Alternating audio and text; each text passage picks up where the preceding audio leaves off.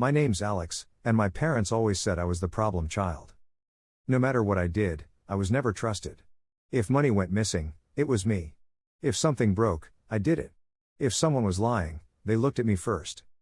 The truth? I spent my entire teenage life walking on eggshells in a house where guilt was handed out before facts. When I was 19, I moved out. I thought that would be enough to finally be free. But 5 years later, my parents told my entire extended family, and my employer, that I'd stolen from them. Again. And that time? I didn't stay quiet. I gathered every receipt. Every bank transaction. Every photo. Every text. I built a case so airtight, it suffocated their lies. Then I dropped it, publicly. In front of my family. In front of their friends. In front of everyone. And when I was done, they weren't just embarrassed. They were exposed. The first time I got called a liar, I hadn't even learned long division yet. I was 10. It was a Tuesday. I remember that because Tuesdays were chore days, and I had just finished vacuuming the living room when my mom's voice sliced through the hallway like a siren. "Alex, where's my watch?" I didn't even know she had a new watch. I was still standing there with the vacuum cord in my hand when she marched into the room, her face already set in that sharp, hard expression I'd learned to dread. "I don't know," I said. "I haven't touched it." She didn't believe me. That was the pattern. Always. I'd say, "It wasn't me." They'd say, "Then why do you look guilty?" I wasn't guilty. I was afraid. Because in our house, guilt didn't need evidence. Only assumption. And I was the default suspect. When things went missing, cash, jewelry, tools, they always found their way into my room. Tucked into drawers I didn't open. Hidden behind books I hadn't touched. Sometimes it felt like the stuff was planted there, but even hinting at that got me grounded. Or worse. At 11, I stopped protesting. What was the point? No, I didn't take the money. Smack. Don't lie to me. I started writing in a secret notebook, one I kept in a vent behind my bed. I documented everything, what time I got home from school, what chores I did, who was home, and every time I was accused of something I didn't do. That notebook became my first defense system. A child's attempt at a legal strategy. But the accusations didn't stop with theft. Any fight between me and my sister? My fault. If the dishes weren't done? I must have skipped them. If my dad lost his temper and broke something? I pushed him too far. It became a game of survival, not a childhood. I lived in a house where love was conditional, and trust was a trophy I was never allowed to earn. At 13, I was suspended from school for something I didn't do. Someone pulled the fire alarm. I was in the bathroom when it happened. No witnesses. No alibi. And because of my reputation at home, the principal said it fit a pattern. When I told my parents, my mom said, "See? This is why we never believe you." I remember sitting on the floor of my bedroom, my ears ringing, the notebook open in front of me, wondering how long I'd have to live like this. How long until I could prove them wrong. Or until I just disappeared entirely. But there were cracks in the armor. Small, subtle shifts I noticed over the years. Like how my sister never got searched when things went missing. How dad never yelled at her the way he yelled at me. How mom covered for her, even when she lied blatantly. By the time I was 15, I knew the truth. It wasn't about trust. It was about control. And I was the only one who ever questioned it. When I turned 17, I started working 2 part-time jobs. I told them it was to save for college, but really, it was my escape fund. And on my 19th birthday, I left. No big fight. No dramatic exit. Just a bag of clothes, a laptop, and $3,200 in cash. I didn't leave a note. Because they wouldn't have believed the truth anyway. For a while, I thought that would be the end of it. But the thing about being the family scapegoat? Even after you leave, they'll still find ways to blame you. 5 years. That's how long I went without a single accusation, a single guilt trip, a single sideways glare. 5 years of freedom. Of peace. Of finally waking up without wondering what I'd be blamed for that day. I moved 2 cities over. Found a cheap 1-bedroom with flickering lights and a leaky faucet, but it was mine. I landed a stable job doing systems support for a small tech firm. Not glamorous, but honest. I built a life from the rubble they left me with. I thought I'd escaped. Then the email came. It was a Thursday morning. I was sipping coffee, scrolling through spreadsheets, when I saw it. Subject: your character reference is in question. It was from HR. My stomach dropped. Inside was a screenshot of an anonymous complaint, typed, not handwritten, but signed. Alex, last name, has a long history of dishonesty and theft. They were caught stealing from their family on multiple occasions and should not be trusted in a workplace with sensitive data. I stared at it for a full minute before I could breathe again. Because I knew exactly where that came from. I called HR. I explained. I even offered to let them call my past managers. They agreed, hesitantly, to hold off on further action. But the damage was done. I could see it in the way my supervisor's emails became clipped. The way my team stopped inviting me to lunch.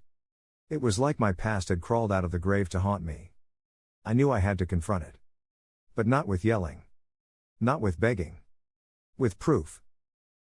I hadn't spoken to my parents in over a year when I called. Mom answered. Hello? Hi, I said. My voice was ice.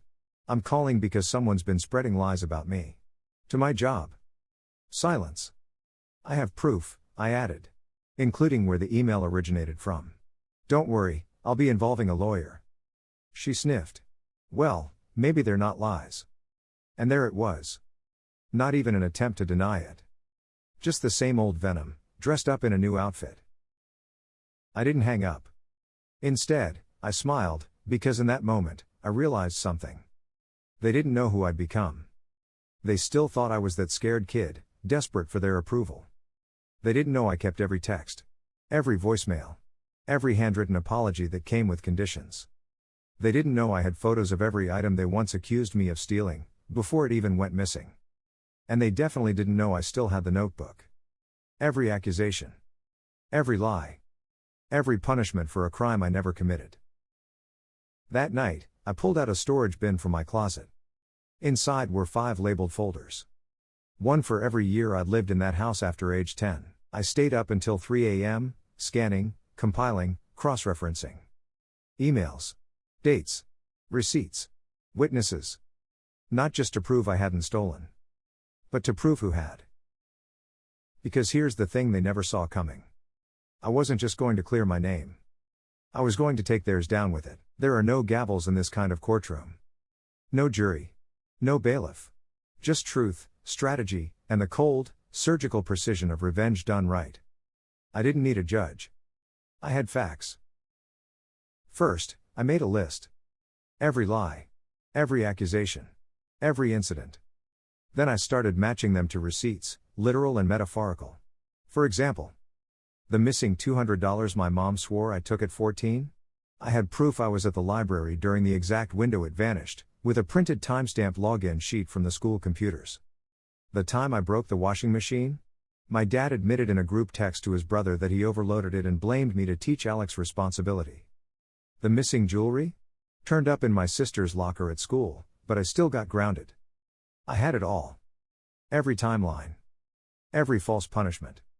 Every fabricated sin they'd nailed me to the wall for. Then I compiled the recent sabotage. I traced the anonymous email sent to my work through its headers. I had a friend in cybersecurity confirm it originated from my parents' IP address, specifically, my dad's old work laptop. It wasn't just personal now. It was professional defamation. A crime. I wasn't stupid. I didn't go straight to war. I started laying traps. I sent my mom a casual message, "Hey, I heard someone emailed my job. Did you hear anything?" She responded, "No idea. But it's good they're asking questions. People need to be careful these days." Perfect. I took a screenshot. Then I texted my sister, casually mentioning that I'd saved all the old accusations in a binder, just in case I ever had to prove what really happened. She read it. Didn't reply. 2 hours later, she blocked me. That told me everything I needed to know. I built a presentation. Not exaggerating, a literal PowerPoint. Title slide, Setting the Record Straight, 15 Years of False Accusations. Each slide had the accusation, the evidence against it, the actual culprit, where possible the emotional and material cost to me. The final slide? A recorded video, me, calmly explaining how my parents' lies had followed me into adulthood. How they had tried, one last time, to break me. And how this time? I wasn't staying silent. I emailed it to every single extended family member who had ever sided with them. I CC'd the family group chat. I even sent it to the pastor they used to gossip to, the one who told me to just forgive and move on. And then? I waited. One by one, the replies came in. From my aunt, I had no idea. I'm so sorry. From a cousin, they told us you were unstable. I feel sick. From my grandmother, your mother was never as perfect as she pretended. Thank you for the truth. But the best one? From my sister. No text. Just a single, grainy photo of her flipping me off, taken in the dark, her face flushed with rage. She knew it was over. I didn't send it to my parents. They didn't deserve a copy. They got the fallout. Because over the next few weeks, the golden image they'd built started to rot. People stopped calling them. The whispers started. The invitations stopped coming. And at the next family gathering? They were asked not to attend. The silence from my parents wasn't relief. It was retreat. For the first time in my life, they didn't respond to a confrontation with rage. No gaslighting. No guilt trip. Just nothing. I knew them well enough to recognize what that meant. They were regrouping. Plotting. And I was right. Because 3 days after I sent out the family-wide presentation, I got the email. It came from my dad's account, short, sharp, and venomous. Subject: you've crossed a line. We don't know what kind of lies you've been spreading, but the damage you've caused to this family is unforgivable. Your little evidence doesn't change the fact that you're a manipulative, ungrateful brat who has always blamed everyone else for your problems. Your mother cried for hours. Your sister won't speak to us. You've humiliated us. Congratulations. You win. The last line? That was the crack in their armor. Because narcissists don't say you win unless they think they've lost everything. I didn't reply. Instead, I forwarded the email to every person who had seen my presentation. No commentary. No context needed. Just proof that nothing had changed. That even after being exposed, they still blamed me. And that email? That was the final straw for a lot of people. One by one, their support system collapsed. The cousins who used to babysit for them? Unavailable. The family friend who always took my mom's side? Unfriended her. Even their church, their safe haven, the place they'd spun so many lies, started asking questions. I heard from someone in the congregation that the pastor had pulled them aside after service. Is it true? He'd asked. And when they couldn't answer without stammering, they stopped showing up altogether. Meanwhile, my HR department reviewed the documentation I'd submitted, all of it, the IP trace, the email evidence, the legal backing. They formally closed the complaint. My file was marked cleared of all allegations. But more than that? They sent a cease and desist letter to my father. On company letterhead. Legal. Official. And I was CC'd. Reading that letter was like exhaling for the first time in weeks. The next day, I posted a short message on my socials. No names. No drama. Just this. It's wild how quickly the truth clears the fog. I spent my whole life trying to be believed, turns out, I just needed to stop staying quiet. Within hours, the likes and comments rolled in. Some from people I hadn't heard from in years. Some from others who had lived through similar family betrayals. I wasn't alone. And more importantly, I wasn't invisible anymore. There's a specific kind of anger that comes when someone tries to erase your reality, not with fists, but with words, twisted and repackaged to make you the villain. I didn't feel hurt after my father's email. I felt ready. Because they weren't just trying to defend themselves anymore. They were trying to rewrite history. And this time, I had the receipts. I printed everything. Every accusation they made over the years. Every text message they'd forgotten they sent. Screenshots of my mom texting my sister, "Let's say Alex took it. No one will question us." A photo of the birthday card they gave me at 16, the one where my mom literally wrote "Try to be better this year." A PDF of every job I held between the ages of 14 and 19, showing how I paid for my own clothes, food, and school supplies, while they told family I was bleeding them dry. A side-by-side of the anonymous email to my work and the IP log confirming it came from their home network. I turned it into a single file, the record. 87 pages. Neatly organized. Time-stamped. Legally formatted. I sent it to 3 lawyers for backup. One of them, a friend of a friend, looked through it and said, "Honestly, if you ever wanted to sue for defamation or emotional abuse, this is stronger documentation than some criminal cases I've worked on." But I didn't want money. I didn't want court. I wanted truth. I wanted witnesses. So I started sending the file. Not just to family, I'd already done that. This time, I sent it to the people my parents really cared about. Their church elder. The HOA president. The woman my mother constantly bragged about impressing at the country club. My father's old boss, who still played golf with him. And just for good measure? Their longtime neighbors, the ones who always felt so sorry for how much trouble I caused. Each copy had a short message. You were told a version of my story that wasn't true. This is the real one. Within 48 hours, the fallout was volcanic. I got a call from a restricted number. It was my mom. She didn't even start with hello. "What the hell is wrong with you?" I stayed calm. I just told the truth. "You're ruining our lives." "No," I said. "I'm just making sure people finally see who did the ruining." She screamed something and hung up. That was the last time we spoke. I heard they tried to spin it again. That I was mentally unstable, manipulative, obsessed with playing the victim. But they couldn't stop the bleeding. Too many people had seen the file. Too many people had started connecting dots, and once the curtain was pulled back, they couldn't close it again. The rage I had carried for years? I finally let it go. Not with violence.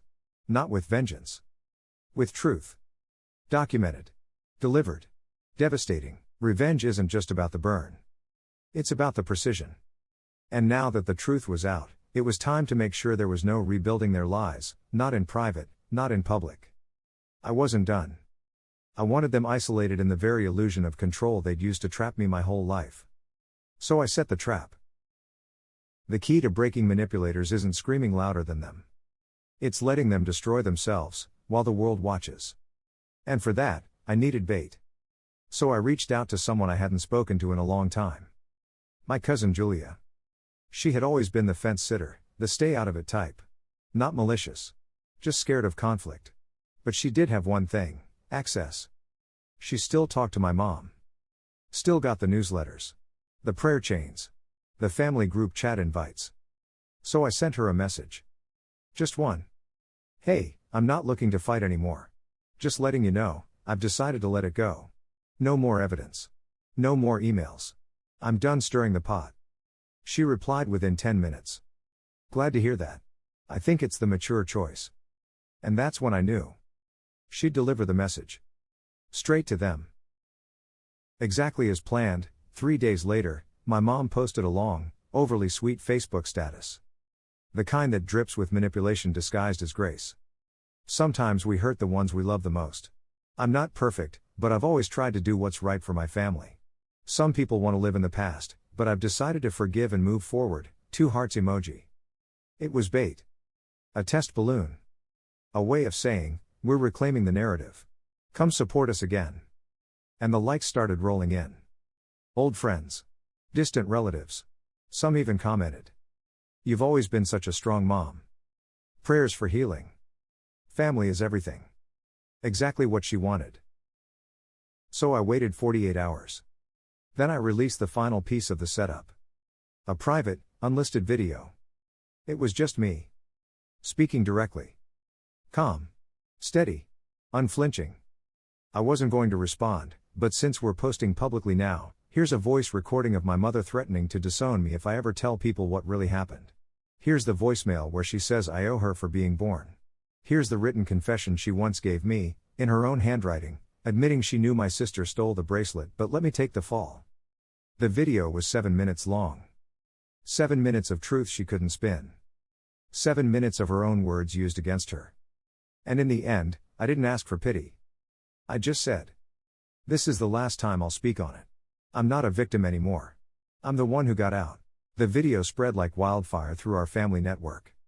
Even people who had defended her sent me DMs. "I'm so sorry. I had no idea it was that bad. She always seemed so composed. But now I'm not sure what to believe." That was enough. Not public shame, but private realization. Her greatest power, the ability to control the story, was gone. Forever. When you grow up in a house full of landmines, you learn to spot traps from a mile away. So when my aunt invited me to her annual fall family dinner, the one I hadn't been invited to since I moved out, I knew something was up. "Everyone's coming," she said. "It's time to move on," she added. But her voice was nervous. Careful. Practiced. I didn't say yes right away. I said I'd think about it. Then I called Julia. "Who's going to be there?" She hesitated. "I think your parents are. But they said they just want peace." Peace. That was rich. Still, I agreed. Because I had no intention of keeping the peace. I spent 3 days preparing. I didn't go to war empty-handed. I brought copies of the record on a USB drive. I saved every voicemail. Every screenshot. Every shred of proof they'd ever tried to twist reality. But most importantly, I brought composure. Because the most powerful weapon I had wasn't the evidence. It was the fact that they couldn't rattle me anymore. When I walked into that house, time folded in on itself. Same smells. Same walls. Same family photos with my face either missing or cropped out. The dining room buzzed with light conversation, forced, awkward. I could feel the tension under every smile. My mom looked up from across the table. She smiled. Sweet. Hollow. Practiced. "Alex," she said. "We're glad you came." I sat down across from her, calm and silent. My dad didn't look at me. But my sister did. Eyes full of something between fear and fury. She knew. Dinner started civil. Small talk. Weather. Someone's promotion. Then my uncle cleared his throat. "I think we all know why we're here." The room quieted. "We've had a rough year. Misunderstandings. Accusations. Hurt feelings on both sides." He glanced at me. "But family forgives. And I think it's time we all do just that." Heads nodded. Eyes flicked to me. Waiting. I took a sip of water. Then I set my phone on the table. Pressed play. The room filled with the sound of my mother's voice. A voicemail, dated, time-stamped. "If you ever tell anyone what really happened, don't bother showing up to anything again. We'll say you're unstable. You know people will believe us over you." Silence. I didn't explain. Didn't justify. I just looked around and said, "This is why I stopped coming to dinners." My mom stood up so fast her chair screeched. That was taken out of context. More silence. I turned to my aunt. "You invited me here to forgive. But what am I forgiving? What's been acknowledged? What's been admitted? Or is this just about pretending long enough to sweep it under another rug?" No one spoke. So I stood. "I didn't come for reconciliation," I said. "I came to see if anyone here wanted the truth. Now you have it. What you do with it, that's up to you." I dropped a small stack of USBs on the table. Then I walked out. I didn't slam the door. I didn't cry in the car. I drove home with the windows down, letting the cold night air wash over me like a baptism. Because I'd just walked into the lion's den. And left untouched. By now, I wasn't just cleaning house, I was burning it down. The dinner had gone exactly how I expected. Denial, deflection, silence. And still, no one from my immediate family said the words I needed to hear. No, we were wrong. No, we're sorry. Just more silence, as if pretending nothing happened could undo decades of gaslighting. So I gave them one last gift. The evidence drop. I uploaded everything, all 87 pages of the record, to a secure, read-only drive. Every screenshot. Every audio file. Each annotated with dates, context, and source. Then I wrote a single email. Subject, for the sake of clarity. Hi all. Since there still seems to be confusion about what happened, or a desire to pretend there isn't, I've compiled everything in one place. This isn't a threat. This isn't about revenge. This is the record of what happened to me. If you still choose to believe lies over facts, that's your decision. But I will no longer tolerate anyone claiming they didn't know. No more excuses. No more scapegoats. Here's the truth. Link. I sent it to everyone. Family. Friends. Old teachers who once told me I was too sensitive. Anyone who had ever heard my parents' version of me, and believed it. The reaction was quiet. At first. Then came the phone calls. Messages. Some were furious, people saying I was airing dirty laundry. But more? More were thankful. People told me they'd suspected something was wrong for years. Some said they had gone through the same with their families. Others admitted they had believed my parents and were now ashamed. That was all I needed. Not applause. Not pity. Just validation. My parents? They went dark. Deleted social media accounts. Took down the holiday newsletter. Stopped hosting Sunday dinners. According to Julia, they were humiliated and shocked I would go that far. Funny. I hadn't gone nearly far enough. Because all I did was tell the truth. And if that was enough to wreck their reputations? They built them on lies. They always acted like they were the perfect family. Church every Sunday. Coordinated Christmas cards.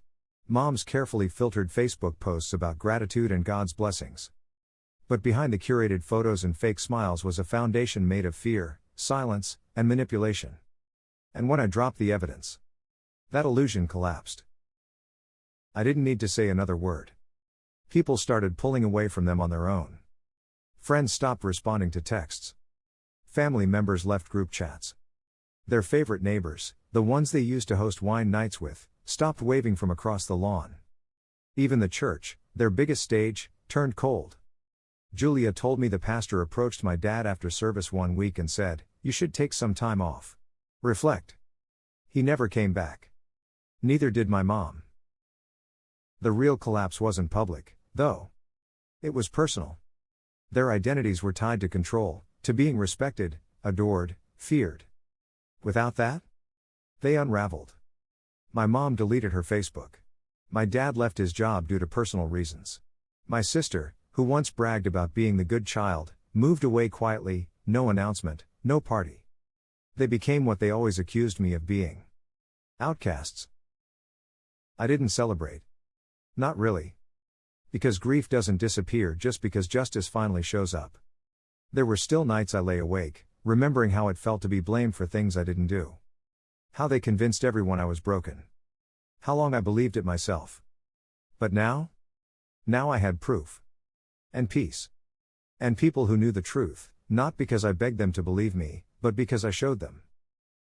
One day, I got a letter in the mail. No return address. Just my name. Inside was a single sentence, scrawled in my mother's handwriting. "You should have kept this in the family." No apology. No ownership. Just the dying gasp of someone who lost their grip on the story. I burned it. Watched the ink curl into black ash. And in the smoke, I saw every lie they ever told about me, disappearing. There's no ceremony for cutting ties with your family. No cake. No champagne. No warm toast from a friend saying, "Congratulations on freeing yourself from emotional tyranny." It's quiet. Heavy. But it's also freeing. Because when I buried the scapegoat title, I buried a version of myself they created, and finally got to meet the version I was always meant to be. It didn't happen overnight. The truth came out. The walls fell. But the healing? That took time. I went to therapy. I read books about trauma, about family dynamics, about scapegoating and narcissistic parents. And with every page, every breakthrough, every tear-soaked journal entry, I took my power back. Because they weren't just wrong about me. They needed me to be broken, so they could stay whole. And I finally saw that for what it was, weakness, disguised as strength. Eventually, the people who mattered most stood beside me. Not because they pitied me, but because they saw me. Not the problem child. Not the liar. Me. And that was worth everything. I built boundaries like fortresses. Blocked numbers. Filtered emails. Changed addresses. Updated contact preferences. My life became a no-fly zone for anyone who treated my pain like an inconvenience. And I stopped feeling guilty for it. Because for years, I was the one who tried to keep the peace. But peace at the cost of your sanity isn't peace. It's prison. I started new traditions. Holiday dinners with friends who felt like family. Birthday cards to myself, reminding me of how far I've come. Photos on the wall that don't hide bruises behind smiles. And laughter, real, echoing, Deep-bellied laughter that doesn't flinch when a door slams or someone raises their voice. I'm no longer a secret keeper. I'm no longer the punching bag. I'm no longer the lie they built their story on. I'm the author now. And that final title? It's mine alone. Survivor. No, architect. Because I didn't just escape the fire. I built a life from its ashes. And I sleep peacefully every night knowing this. They can lie all they want. But the truth? Is bulletproof.